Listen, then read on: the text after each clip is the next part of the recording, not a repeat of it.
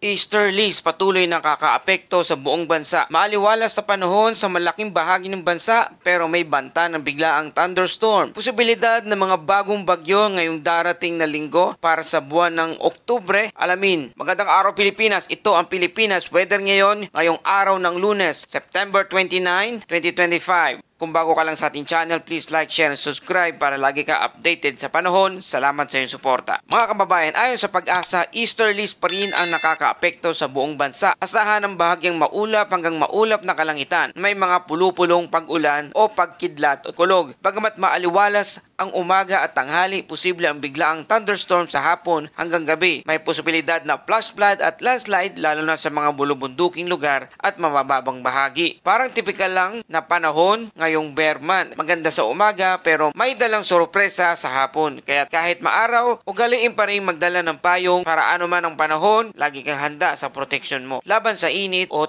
ulan man. Para sa ating wind and coastal condition, ang hangin ay banayad, katamtaman mula hilagang silangan hanggang timog silangan. Ang karagatan naman ay banayad hanggang katamtaman din na may taas na alon na 0.6 hanggang 2.1 metrong taas. Para sa mga kababayan nating mangingisda, safe pa ang pamamalakaya sa mga karagatan pero lagi pa rin sumunod sa abiso, local government unit sa anumang anunsyo. Para sa ating temperature and humidity, pinakamababa 24.6 degrees Celsius bandang alas 5 ng umaga at pinakamataas naman ay 32.8 degrees Celsius bandang alas 4 ng hapon. Ibig sabihin, ramdam natin ang init lalo na sa tuwing hapon. Sa ganitong klima, mas mabilis tayong ma-dehydrate kaya tubig muna bago kape, lalo na sa mga nagtatrabaho sa labas. As of 2 a.m. kanina, ayon sa Pag-asa, wala pang low pressure area na binabantayan sa loob ng Philippine Area of Responsibility ngayong araw. Ngunit ayon sa long range forecast ng Pag-asa, 2 hanggang 4 na bagyo ang posibleng pumasok ngayong papasok na buwan ng Oktubre. Karaniwan itong tumatahak sa Luzon at posibleng dumaan din sa Visayas. Ang susunod na 4 na pangalan ng bagyo ay ito'y tatawaging Paulo, Kedan, Ramil at Salome. Historically, mga bagyo sa Oktubre ay madalas malakas. Halimbawa, ang bagyong Rosita noong 2018 ay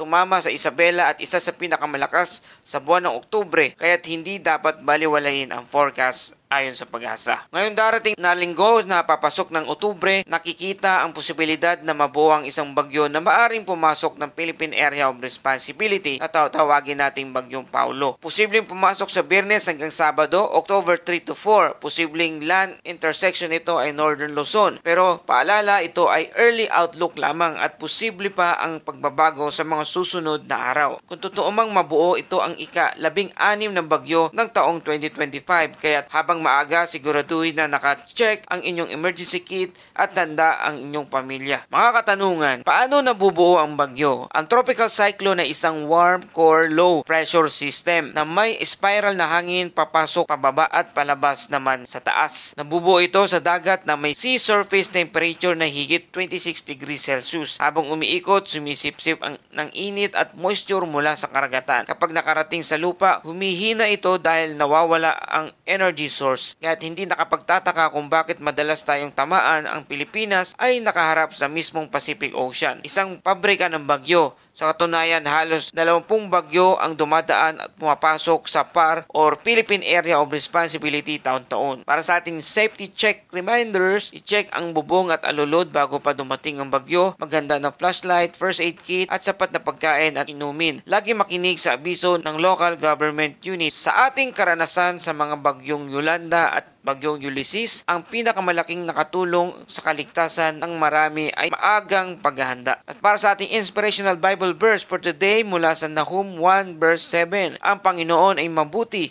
siya'y kanlungan sa panahon ng kaguluhan. Kanyang pinangangalagaan ang nagtitiwala sa Kanya. Mga kababayan, sa panahon ng bagyo, lindol o anumang unos, may Diyos na kanlungan at nagdadala ng kapayapaan. At yan ang ating update sa ating panahon ngayong araw ng Lunes, September 29, 2025. Manatiling alerto, maging handa at patuloy tayong magbantay sa mga susunod na update ng ating panahon. Para sa karagdagang impormasyon, patuloy tayong tumutok dito sa Pilipinas Weather Ngayon at huwag kalimutang mag-like, share and subscribe para lagi kang updated sa panahon. Ito ang Pilipinas Weather Ngayon na nagpapaalala, magihanda, magiligtas, mag-alerto, ingat tayong lahat.